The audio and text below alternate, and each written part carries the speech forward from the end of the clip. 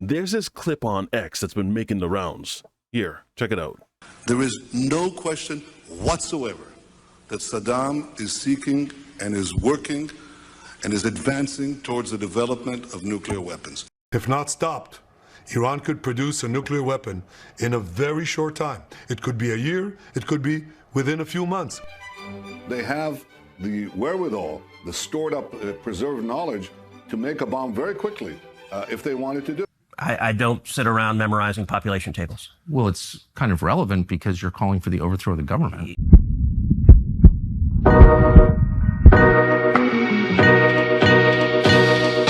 So everybody remembers that for the most part, Tucker Carlson, when he was on Fox, he was pretty much their propaganda machine. All the way from saying some of the most ludicrous statements that you could think of, to the point of just straight lying. When he was doing an interview with Steve Bannon, he confessed that this is exactly what Fox told him to do. Why? Because everyone at Fox knew that fear-mongering would continue to drive views. So what is that? That's not by popular acclaim. That's not like their viewer surveys. Like, we need a lot more Mark Levin.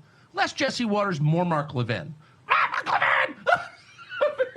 What they're doing is what they always do, which is just turning up the propaganda hose to full blast and just trying to, knock elderly Fox viewers off their feet and make them submit to a new war. So if you remember, they had to settle with Dominion Voting for nearly $1 billion because they knew that what they were spewing was a bunch of lies. Tucker even admitted that there was nothing there. So Tucker, as we all remember, was released from Fox after that lawsuit. And since then, he's been doing his own thing, which is freedom up to talk as much as he wants to and talk freely about the subjects that he wants to. Now, one of those subjects that is in question that he's really been harping on is this upcoming war between Iran and Israel. He's been highly vocal about this and highly critical of the Trump administration, that he does not want America to enter into this war because he sees it as just a repetition of what happened with George W. Bush Jr. Damn!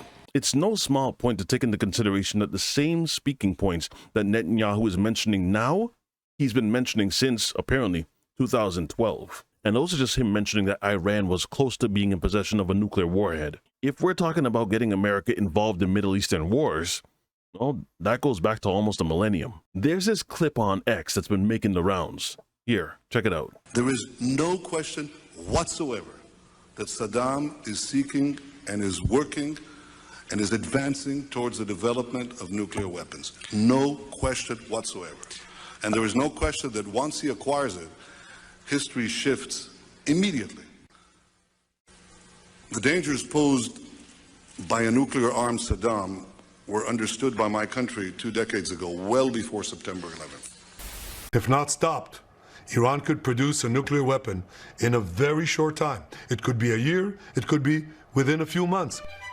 They have the wherewithal, the stored up, preserved knowledge to make a bomb very quickly if they wanted to do it. Iran is so dangerous. Weeks away from having the fissile material for an entire arsenal of nuclear bombs. They're very close. They're 6 months away from being about 90% of having the enriched uranium for an atom bomb. Iran is gearing up to produce 25 bombs, atomic bombs a year, 250 bombs in a decade. Ladies and gentlemen, time is running out. Iran will be capable of producing alone, without importing anything, nuclear bombs within 3 to 5 years. And so Ted Cruz, the one who's in support of joining this war, and Tucker Carlson, the one who's critical of joining this war, they do an interview. And I tell you, I can't wait for this full interview to come out, because apparently the entire thing is like this, where Tucker is going completely gloves off on Ted Cruz. As opposed to being agreeable, he's pushing back. You should know a little bit about the people that you're willing to take over, especially if you're talking about getting boots on the ground,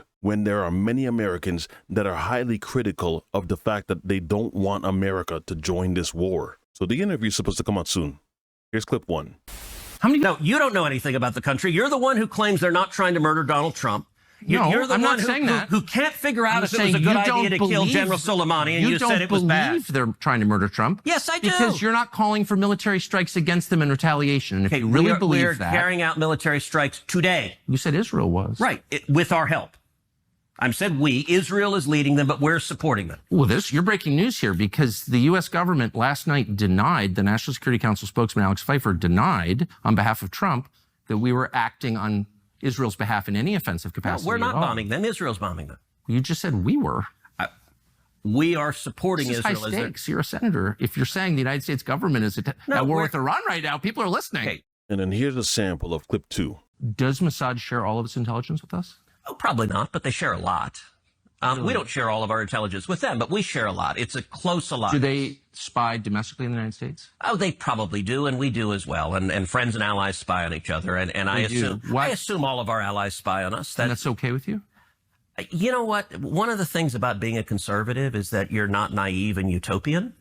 You don't think humans are all... Part of the reason socialism doesn't work is the mantra from each according to his abilities to each according to his needs doesn't work.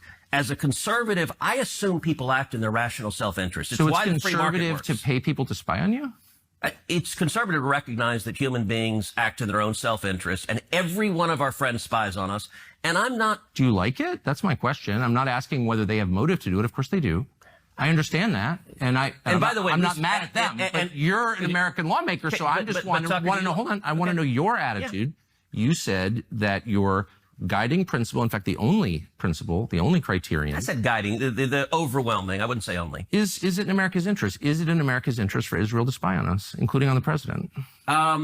It is in America's interest to be closely allied with Israel because we get huge benefits for it. And you want to see the clearest... But I just want to stop on the spying for a second. That it takes place, as you know, and including on the president of the United States and several precedents. And I just want to know if that's okay and why is it okay? Wouldn't an American lawmaker say to a client state, you're not allowed to spy on us? I'm sorry. I know why you want to. I'm not mad at you, but you're not allowed to. Sure. And I don't care for it. I don't want to be spied on by you. It's kind of weird not to say that, but you don't seem able to say that. So first things first, couldn't help but notice that Tucker's got a little cut on his lip. What?